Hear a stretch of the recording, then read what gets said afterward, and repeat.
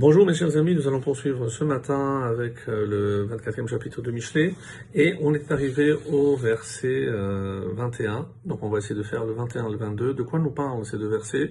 C'est comment s'éloigner, comment ne pas être attiré justement par la réussite de ces méchants dont on a parlé hier, parce que évidemment c'est plus tentant d'aller vers un plaisir immédiat, vers une réussite immédiate, même si les chemins pour y parvenir sont souvent tortueux, mais les gens aujourd'hui aiment des raccourcis.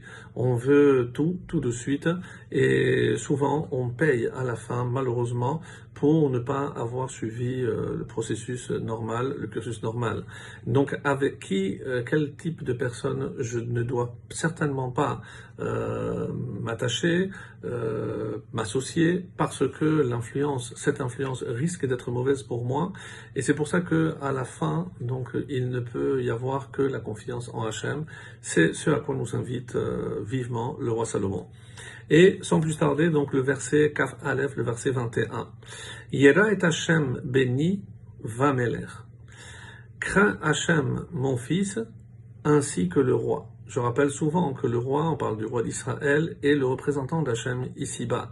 Donc, est-ce que Hachem est aussi le roi? Sans aucun doute. Mais le fait qu'il y ait ici et le Hachem et le roi, donc c'est un roi en chair et en os.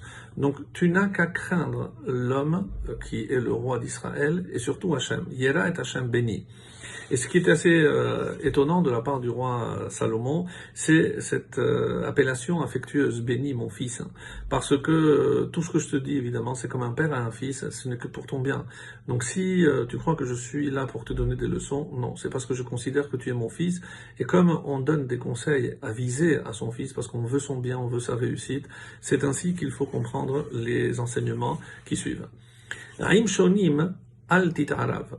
Et n'est pas commerce, ne te mélange pas avec shonim. Shonim ici est un terme un peu rare et c'est pour ça qu'il y a plusieurs définitions. Shonim c'est ce qui change. Shonim c'est ce qui essaye d'apporter des choses nouvelles. Donc on peut traduire par n'est pas commerce avec les novateurs, ne t'associe pas à des novateurs. D'autres disent comme commentaire que c'est des mamrim. Mamrim c'est des renégats. Pourquoi? Parce que quelqu'un qui cherche à changer un iota dans la Torah, ce sont évidemment des renégats. Et je vous laisse deviner évidemment ici, malheureusement, tous ces coreligionnaires, tous ces juifs qui se laissent tromper en voulant changer des halachot, des lois, des comportements, des enseignements de nos maîtres, et pour essayer d'adapter la Torah a des besoins, entre guillemets, plus actuels, plus modernes. Donc, Altit Arav, ne t'associe pas à ces gens-là. Parce que, comme si le fait de changer quoi que ce soit, ça fait évidemment d'eux des renégats, et c'est ce que le roi Salomon nous dit ici. Perush Acher Vaishanu, c'est aussi Maaseh Shigaon. Parce que comment on peut oser toucher quoi que ce soit à la Torah? De quel droit on peut se permettre de changer? Donc, ils disent que c'est Maaseh Shigaon, c'est un acte de folie. Quelle prétention d'imaginer qu'on peut changer quoi que ce soit à la Torah? C'est mamash, comme il dit, Maaseh Shigaon. C'est comme des fous, ne t'associe pas à eux. Pourquoi? Kipit Om, verset 22, Kipit Om Yakum Edam, car soudain surgira leur malheur, Ufid Shenehem Miyodea. Et qui sait quand viendra, Fid ici, c'est le malheur, la ruine, Shnehem, des uns et des autres. Donc c'est un avertissement ici que nous donne, Yavo Alehem Alashonim. Donc attention, parce que ceux qui se permettent de changer, de renier certains aspects de la Torah, apparemment on voit qu'ils réussissent, nous on se demande, peut-être que c'est eux qui ont raison. Non, Pit Hom, là où on s'attend le moins, surgira Edam, leur malheur.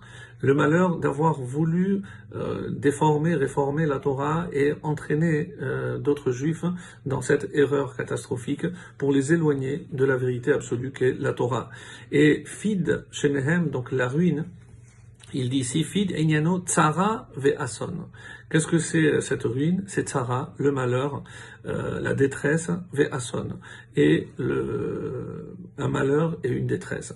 Donc, sache qu'il y a une justice dans ce monde, et que même si apparemment, pour l'instant, tu as l'impression qu'ils détiennent une forme de réussite, tout ceci, comme nous l'avons déjà dit précédemment, n'est qu'éphémère, ne t'associe pas à ces gens-là, reste attaché à de vrais maîtres de Torah, et en restant attaché au maître de la Torah, tu resteras attaché à la vérité absolue de la Torah et d'Hachem. Excellente journée à tous.